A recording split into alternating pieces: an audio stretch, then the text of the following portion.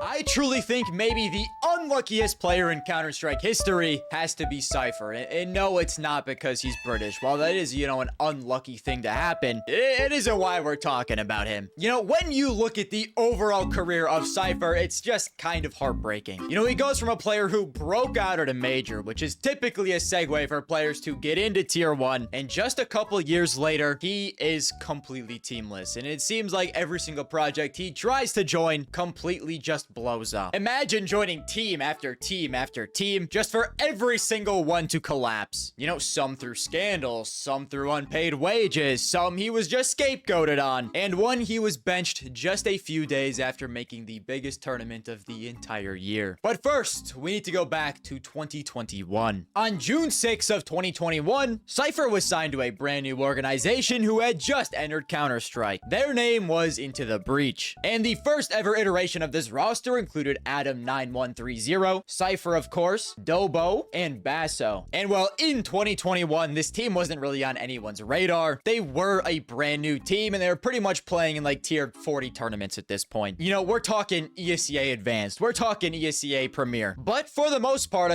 this team was fairly good in these tier 80 tournaments. We win Fantasy Expo EU Champions, we come in second place at ESL Premiership Autumn 2021, first place at ESEA Autumn Cash Cup, and then some third place finishes as well. And while over the course of 2021, Cipher posted a 1.09 rating as the team's main entry. While this isn't eye-popping numbers, he was fine. The team was fine, but the team exploded. It was over at the end of 2021, as Into the Breach decided to not renew the team's contracts. And so at the start of 2022, Cipher would sign a new contract with Into the Breach again. Into the Breach, there were some nice guys. They said, you know what? We thought about it for a month. Take our bread, okay? Hey, cutie patootie.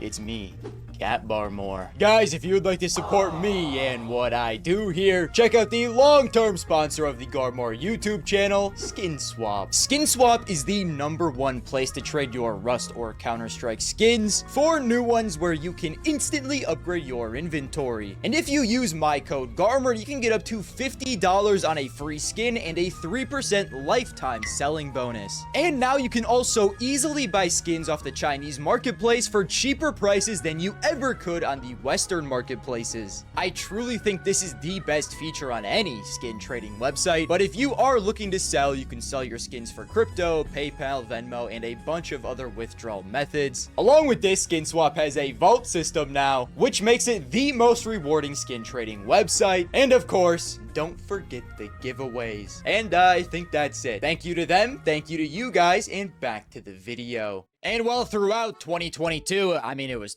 pretty much the same story. Into the Breach was like a tier 2, tier 3 team. At one point, they did peak at number 41 in the world. But for the most part, hovered around, low 60s, high 70s. Yeah, somewhere around there. So, nothing crazy. But, we did have some interesting names this year, as Thomas and Smooya would have some time on the team. Smooya was mostly just a stand-in, and I think Thomas was as well, actually. Two bigger names in, British Counter-Strike. They were just kind of playing there for the vibes until eventually the team decided to go half British and half Swedish as they signed Rusty and Draken. My fucking goat, Draken. It's good to see him finally join a real team after his stint in NIP. Then at the end of 2022, the team exploded. Into the Breach said, you know what? We weren't really sure if we wanted to continue to re-sign you at the end of 2021. We gave it another run through 2022, and you guys were poop dick. We don't want to run this back. And so once again, Cipher would find himself teamless after a year of play. And while in 2022, he put up,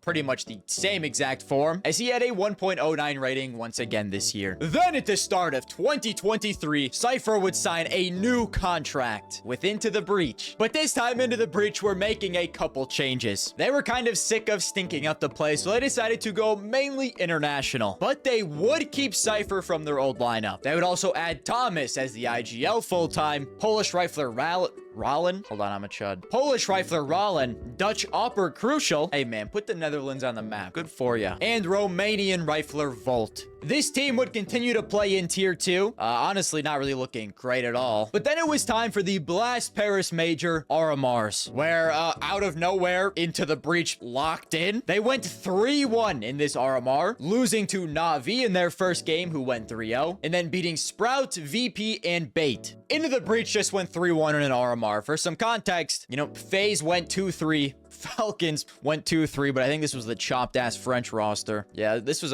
a weird Falcons roster. Ignore them. FaZe going 2-3 was crazy though. And VP also missed it with Jame. FaZe did end up making it through the decider bracket after this, so they still made it. But I mean, like, there was real teams this RMR, and Into the Breach just made it through kind of easily. Now, I won't lie to you, they did get kind of lucky with their draw after losing to Na'Vi. You know, the Sprout team they beat went 1-3. The VP team, who was supposed to be at least better than this that they beat, went 1-3 as well. And the Bait team they beat went 2-3. So every single team they beat to make the major did not make it through. So they were still kind of yet to be tested, but it was still an incredibly impressive showing. You know, when you consider prior to this Into the Breach team was getting like 23rd to 24th place at CCT Season 1 North Europe Series number 4. Or 9th to 16th place at CCT Season 1 South Europe Series 3. Or, you know, 9th to 16th at CCT Season 1 West Europe Series 2. They were not very good prior to this. I don't know what happened.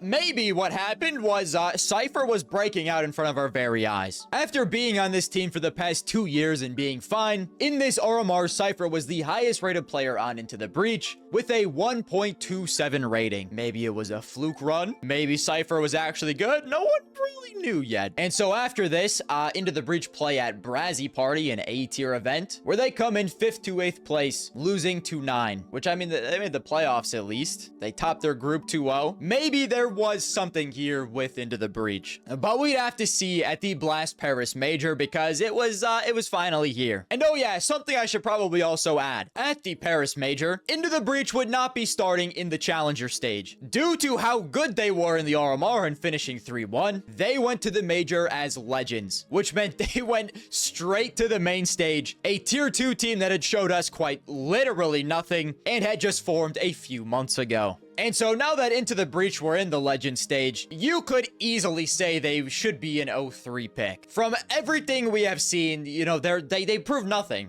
Sure, a Cipher life tournament in the RMR, but other than that, surely they go 0-3, and it looked like they would. In their first game, they lost to Apex 10-16, who were another really unproven tier 2 team, but then Into the Breach would have to play really their first real team of this entire run, and that was FaZe, who were currently the number 5 ranked team in the world. This game against FaZe started with a Cipher 2-piece on the pistol round, and then round after round after round, Into the Breach continued to stack up wins until the first half ended 10-5. Then after winning the pistol and the follow-up on their T side, it looked like Into the Breach was beginning to choke, because when they hit 12, it seemed like they hit a brick wall. FaZe would start to stack up rounds until they won 5 in a row, and then we would get a 1v2 clutch. Dives straight out and forces Raul into a clutch, and as he presses forward, he catches the back and broke his head right there with it.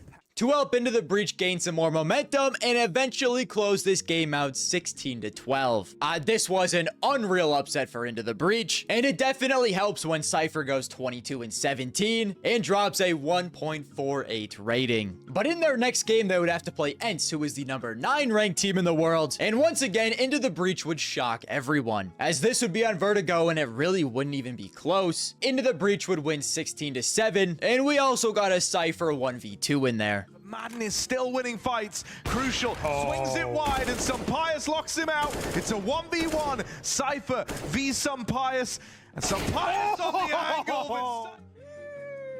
Then to make the major playoffs, Into the Breach would have to play the number 7 ranked team in the world, Liquid, where they would lose 0-2, but map 1 went into overtime and was incredibly close. And so that would lead us to a life or death 2-2 match against Fnatic, who was the number 15 ranked team in the world at this time. They weren't incredibly strong. So I mean, to be fair, Into the Breach had a very solid chance here. But unfortunately, Into the Breach's map pick Inferno would be won by Fnatic 16-12, and it looked like the dream would be dead. dead. Until we get an unbelievably dominant CT side on map 2 overpass, where Into the Breach go up 14-1 and eventually close out the game 16-8. It got a little closer than you might want, fellas, but we were on to map 3. What more could you ask for? And well, unfortunately for Fnatic, it kind of seemed like Vertigo was Into the Breach's stomping ground at this point, as this game wouldn't even be close. They would post 12 T rounds and close out the game 16-4. Greatly helped out by their entry fragger Cipher, who posted a 1.68 rating on this map and a 1.22 rating overall in this series. Somehow this tier 2 team, who had looked mediocre just before this major, had just made the major playoffs. But this is where Into the Breach would have to play Vitality in the quarters, who were currently the #1 ranked team in the world. You know, the hometown team. They had Apex and ZywOo and the Paris Major. They were the favorites at this point to win the entire thing. But it wasn't over quite yet, because Into the Breach would get Vertigo as their map pick, and we had all seen how dominant this team had been on Vertigo so far this tournament. And in front of our very eyes, it looked like an upset was actually going to happen. Into the Breach went up 9-6 on their T side of Vertigo, but then unfortunately Vitality would just continue to post round after round on their T side, kind of easily winning the map in the end, 16-11, with a total of 10 T rounds. But despite losing, there was one man in this match who stood above the rest, and that was Cipher, who got 26 kills, the most on this map, and posted a 1.36 rating, the highest out of any player on this map. Cipher was a fucking monster on Vertigo, and he just proved it against the #1 ranked team in the entire world. And while map 2 Anubis was also very close, with Into the Breach not winning Vertigo, it was pretty much over at this point. Vitality would go up 9-6 in the first half and eventually close out the game 16-12. While it is sad Into the Breach couldn't do the full insane underdog run here, this quarterfinal run had truly put British Counter-Strike and Cipher kind of back on the map. In the main stage of this major, Cipher was the highest rated player on Into the Breach with a 1.11 rating, and there were murmurs that he might get poached after this major ended. And while these murmurs would actually turn out to be true, for the first time in like 7 years, TSM was rejoining Counter-Strike, partially due to the hype of CS2 recently being announced. And so TSM would enter this new game with a super team. It would be built by the former Vitality coach xTaz, and while this super team would include Cipher, Valde, Moto, Jax, and Inters. You guys do know what super team means, right? I mean, the good news is, like, at least Cipher is getting his chance on a new roster, a new kind of interesting international roster, but this team completely crumbled so quick. xTaz was dropped only a month after this project started, and, you know, as the man who kind of built the team, that's a little unfortunate. And well, for the rest of 2023, this team would go on to be kind of similar to what Into the Breach was, honestly. They were okay in tier 2, I guess. And with TSM in 2023, Cipher would post a 1.04 rating. But with, you know, the main head coach of xTaz getting benched so quickly after it started, there were definitely signs that this roster was going to begin to unravel incredibly quickly, and it did. Lambert, who was originally the assistant coach and was now the main head coach because of xTaz leaving, was let go in January. Jax also got benched in January. Moto got benched in February, along with Inters. And by this point, the team was completely unrecognizable. I mean, these fuckers lasted like half a year. But actually, before all of these other players got benched, Cipher decided to dip. He was the first one to leave, as in the start of January, he was acquired by Bleed, which meant he had only lasted 4 months in this international project. But that's fine, because Bleed was another fairly interesting international project, and surely this would go better than TSM went. This roster was built by Kassad, who had had quite a bit of coaching experience, and even won a trophy with Renegades, and was on the team when 100 Thieves were like a top 5 team in the world. This initial Bleed roster included quite a few tier 2 names you probably have heard of: Hampus, the IGL, Cirque is the Upper, Lonex, and Cipher. A fairly good and exciting group of tier 2 players who were hoping to break into tier 1 with the backing of the Bleed organization. And while at the start, Bleed actually looked pretty damn good. They had won Thunderpick World Championship along with finishing in the finals of a bunch of other tier 2 tournaments, and after what felt like no time at all, had already boosted themselves into being a top 40 team in the world. Now, there was some roster instability during this time. LongX did not last super long and was temporarily replaced by VLDN, and then the team would eventually replace him with Jacob. Cirque was eventually replaced by Nock. Favin was replaced by Nexa. But then in October of this year, this is when all hell would break loose, to be honest. Kassad would go public on Twitter and accuse Bleed of drastically delaying salaries, missing buyout payments, missing bootcamp expenses, and according to Kassad, players didn't see their first salary until April, despite having been signed back in December. Payments were delayed by as much as 4 to 5 months at the worst, and he alleged that Bleed owed over $300,000 to the players, coaches, and other organizations for player transfer fees, and that Kassad actually had to take money out of his own pocket for most of the team's expenses at this point. So they were playing under the Bleed organization. They had signed contracts, and they were just flatly getting scammed, man. But it seemed like this wasn't even just a Counter-Strike issue, as the entire organization of Bleed was just cooked. Their Dota 2, Valorant, and Rainbow Six Siege teams all reportedly had these same problems, and Riot had already killed their Valorant team right before the CS2 situation went public. So, yeah, Bleed basically got killed at this point. And so the players completely cut ties with the organization, and now instead of playing under Bleed, they would play under Unpaid. I mean, the team name, it tracks. It makes sense. Now listen, sure, Cipher's time in CS2 so far had been a disaster. He joined TSM, who completely crumbled, and then signed with Bleed, who actually decided that he simply wouldn't need any bread at all. They just wouldn't pay him. And so you might think, at this point, how can it get any worse? This guy's already been so unlucky after he showed so much promise at Paris. And well, this is when Cipher would get another chance with another somewhat exciting international tier 2 team, and hopefully this time an organization that would actually give him some bread, in Bertram Clyde Gaming. They had signed the core of Nock, Nexa, and Cipher from the old Bleed team, and had already signed their former teammate Jacob earlier in 2024. And so this first initial roster of Bertram Clyde Gaming would be Jacob, Nexa,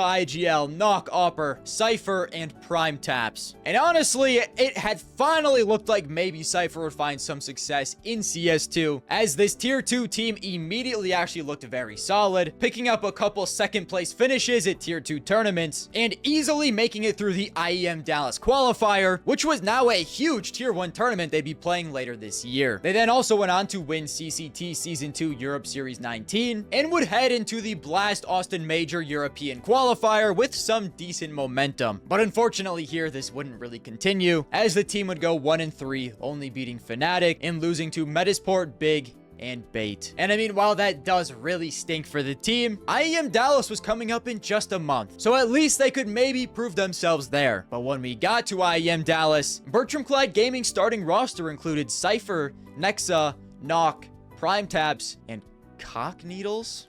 What the funk? Where's Jacob? He's like our best player. Well, unfortunately, in March of 2025, a skin trader on Twitter named Magnus publicly accused Jacob of borrowing roughly $11,000 worth of CSGO skins a couple years earlier, saying that he had gambled all of his skins away and was now making up excuses as to why he couldn't give the skins back. And while Jacob would also publicly come out and say that this was true, and then you would get more and more and more. It seemed like Jacob had scammed every fucking person in the entire scene. And then Kassad came out and said that Jacob probably owed over $300,000 in skins, which meant this was now easily the biggest scandal in the entire game. And so, you know, Jacob would have to be benched. Unfortunately, we're not going to let him play at tournaments after this incident. Now, Jacob and Bertram Clyde did say they were going to work together to pay everyone back, but this, of course, completely destroyed the team's momentum. And honestly, after this, the roster was kind of dead in the water. So Cipher would leave the team in July of this year and go over to Fnatic, another somewhat exciting international tier 2 team. But at this point, it seemed like any team Cipher touched in CS2 was bound to completely collapse. You know, this is 3 teams in a row now where it isn't even his fault. You know, TSM was just a dumpster fire. Bleed just scammed him and everyone else on the team. And then the last team he was on had a player on it who was scamming people in the community out of $300,000. And I mean, mean, at this point, it was just like bullshit after bullshit after bullshit. This guy just couldn't get in a stable team. And you could kind of also see Cipher's individual form steadily decline. And I mean, around this time, there was so much bullshit going on. It does make sense, you know, maybe he's not fully able to focus on the game. But on Bertram Clyde, he posted a 0.99 rating and was hoping maybe they would be greener pastures on Fnatic. I mean, up to this point, like, Fnatic is easily the biggest org he's played on, even if they kind of had fallen off and were stuck in tier 2 jail at the moment. Maybe this could finally be Cypher's chance. At the very least, at least he knows he's getting paid. At this point, despite not putting up crazy results, Fnatic's team was incredibly interesting. You, of course, have Crims, who had been on the roster for 47,000 years, Blame F as just a pure star rifler, the newly added Cipher, IGL Fear, who broke out with Passion UA, and Opper Jambo, who also kind of broke out with Passion UA. And so at this point, this team was incredibly exciting. But unfortunately, they weren't highly ranked enough to make the major yet, so they would have to lock in tier 2. And I mean, they kind of did, playing a bunch of tier 2 tournaments where they finished decently well, you know, semifinals, quarterfinals. They did play at a tier 1 tournament at Blast Bounty 2025 Season 2, where they lost to Legacy, but they would get another chance at Blast Open London 2025, and here they actually showed pretty good promise. They lost their initial game to Na'Vi, who is the number 6 ranked team in the world. What are you gonna do? They then go on to beat Ecstatic and Gamer Legion in the lower bracket, and lose to M80 in the lower bracket finals in 2 maps. But overall, they were 1 game away from the playoffs of a tier 1 event, and then they went immediately back to tier 2 and won Digital Crusade Draculaean Season 1. They continued to have very solid showings in tier 2, but then it would come down to Fragadelphia Blocktober 2025. This was basically the major qualifier tournament. There was like 40 fucking tier 2 teams here that were all fighting to get in the major invite range. And at the start, Fnatic did have a fairly slim chance, especially when you also consider they were playing with a stand-in, as they had Jack Asmo instead of Crims. But I mean, it was now or never for the boys. You gotta win this or you are out of the major. And I mean, the fellas kind of locked in. They beat Metasport, Big, and OG to make the finals against 9, where I'm pretty sure it was whoever won in this final would have made the major. So a do or die final here. And because of course it did, this final ended up going all 5 maps, where Fnatic would squeak through on the last map of Train 13-9. And guess who had the most kills in this series and the second highest rating on Fnatic? It was of course Cipher. He had locked in to help Fnatic make the major, and it looked like this was finally his time. Finally Cipher's time back after Paris to play at another major and get his chance, because it just felt like team after team was crumbling, but he could finally be back and show why he was picked up by TSM in the first place. Show why people were hyped about him after Paris. And then a couple days after this event happened, Cipher was benched for Jack Asmo permanently, and they would say he would not be playing at the major. This caused outrage, and I mean, why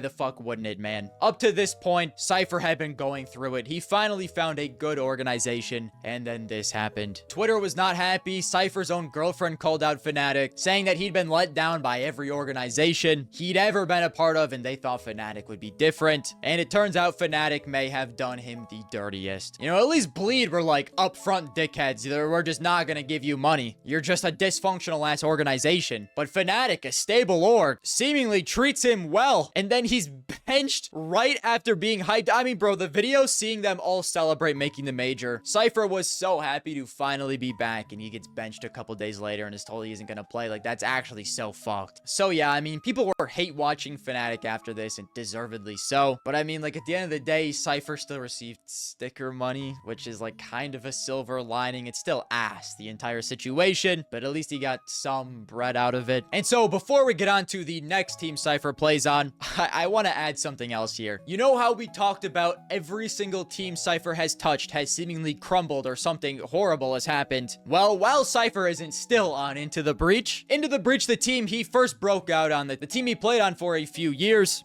they were shutting down completely. And it was because the CEO of the team was embezzling company funds for personal use, leaving the organization without close to $850,000, which it of course needed to function. And so every single Into the Breach team, their CS2 team, Dota team, Valorant team, Rainbow Six team, all were completely dropped and the organization would shut down. So at this point, I mean, the track record is fucking abysmal. What's like a steroided out version of the cheese touch? Because we gotta check Cipher for it. And well, I mean, by this point, it's just kind of more disappointment. Cipher joined 500 on loan for a little bit, linking back up with a bunch of his former teammates in Cirque, Hampus, and Volt, this was pretty cool. But this only lasted 6 weeks, as in December 2025, Valve updated its tournament operating requirements and banned skin gambling and case opening websites from appearing on team jerseys. And so because of this, 500 would end up withdrawing from Counter-Strike entirely, with Cipher and Cirque confirming on Twitter that the decision was directly because of this new rule, and that the org just wouldn't have the ability to fund the roster anymore. Crazy this happens immediately after Cipher joins. And I mean, since then, he's just kind of been bouncing around. He was on Senegal for a little bit, but that didn't last super long, and he's still been trying out different teams. You know, he played with a British team at the Esports Nations Cup, but other than that, it's a whole lot of nothing. He's still a free agent, and the last 2 tweets on his Twitter page are, "Holy shit, I might have the worst luck when it comes to organizations. Another org disbanded as soon as I go to sign the contract. This has to be a skill at this point. And unfortunately, my next project fell through at the last minute, so I'm still looking for a team." I